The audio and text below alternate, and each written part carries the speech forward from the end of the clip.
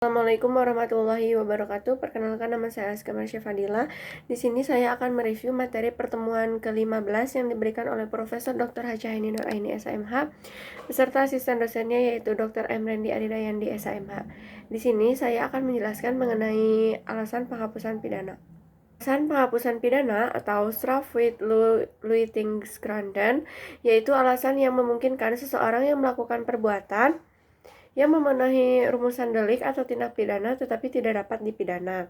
Alasan seseorang tidak dapat dipidana karena perbuatan yang memenuhi rumusan tindak pidana tidak merupakan tindak pidana karena tidak bersifat melawan hukum. Lalu perbuatan tersebut tidak dapat dikualifikasikan sebagai tindak pidana sehingga pelaku tidak dapat dimintai pertanggungjawabannya karena tidak ada kesalahan. Nah, lalu atas dasar itulah, doktrin atau ilmu hukum membedakan atas alasan pembenar dan alasan pemaaf.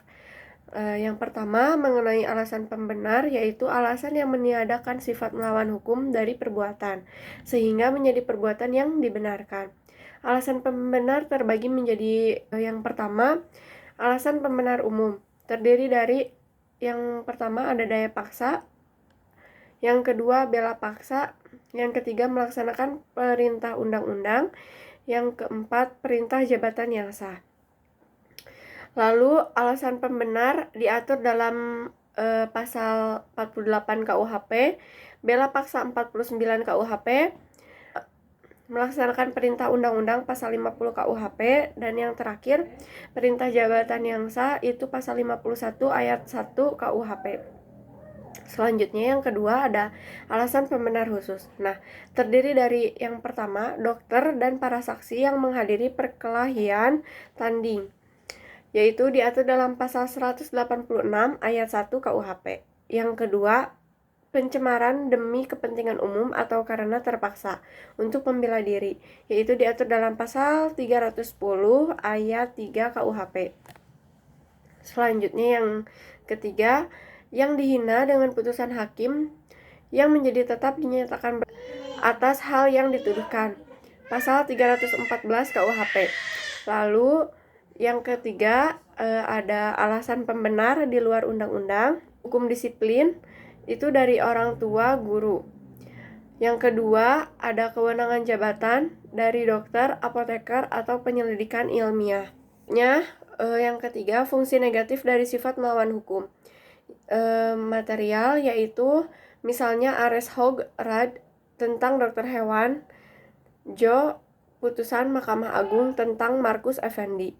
Lalu B ada alasan pemaaf, yaitu alasan yang meniadakan kesalahan pelaku tindak pidana sehingga pelaku yang melakukan perbuatan yang bersifat melawan hukum tidak dipidana karena tidak ada kesalahan.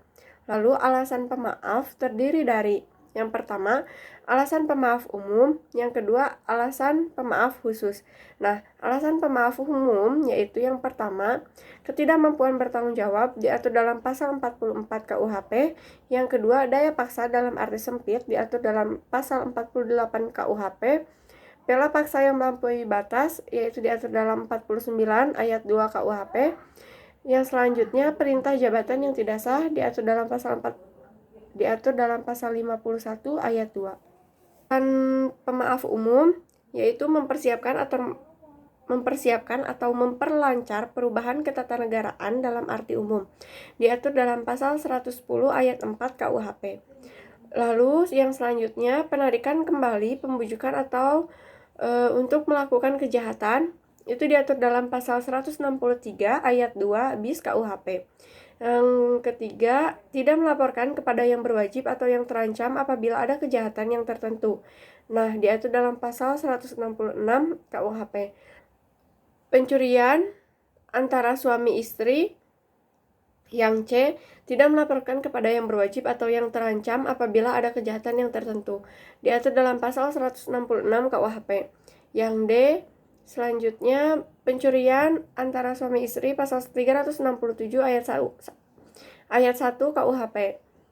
Yang E, insubordinasi tidak jadi pasal 464 ayat 3 KUHP. Nah, yang ketiga ada alasan pemaaf di luar undang-undang. Contohnya, tidak ada kesalahan sama sekali atau taksi. Yang B, alasan peniadaan pidana putatif. Selanjutnya, B. Daya paksa. Nah, diatur dalam pasal 48 KUHP tetapi tidak memberikan pengertian, karena itu harus dicari dalam MVT yang menjelaskan bahwa daya paksa adalah setiap kekuatan, setiap paksaan, setiap tekanan yang tidak dapat ditahan. Lalu dalam doktrin daya paksa dibedakan menjadi dua, yaitu ada daya paksa absolut dan daya paksa relatif. Nah, selanjutnya daya paksa dibagi menjadi 3 bentuk, yaitu yang pertama pertentangan antara dua kepentingan hukum, contohnya Ares Papan Karniendes. Yang kedua pertentangan antara kepentingan hukum dengan kewajiban hukum, contohnya Optician Ares 1932. Lalu selanjutnya yang ketiga pertentangan antara dua kewajiban hukum, contohnya dipanggil untuk menghadap kedua tempat pengadilan yang berbeda dalam waktu yang bersamaan. Nah, selanjutnya ada bela paksa. Bela paksa yaitu diatur dalam pasal 49 ayat 1 KUHP yang disebut dengan alasan atau penghapusan pidana. Syarat-syaratnya itu yang pertama, perbuatan harus terpaksa dilakukan untuk pembelaan yang sangat perlu karena tidak ada jalan lain. Yang kedua, perbuatan tersebut dilakukan karena ada serangan yang sekonyong-konyong atau mendadak dan seketika itu juga. Yang ketiga, pembelaan itu hanya dapat dilakukan untuk kepentingan umum yang ditentukan secara limitatif, yaitu diri sendiri atau orang lain, kehormatan kesusilaan sendiri atau orang lain. Yang ketiga, harta benda sendiri atau orang lain. Nah, selanjutnya, bela paksa yang melampaui batas itu diatur dalam pasal 49 ayat 2. Nah, lalu melaksanakan ketentuan undang-undang itu disebut juga wet delik forskrif yang diatur dalam pasal 50 KUHP. Adapun melaksanakan perintah jabatan itu disebut juga ambeteligic bevel yang dibedakan dalam menjadi dua.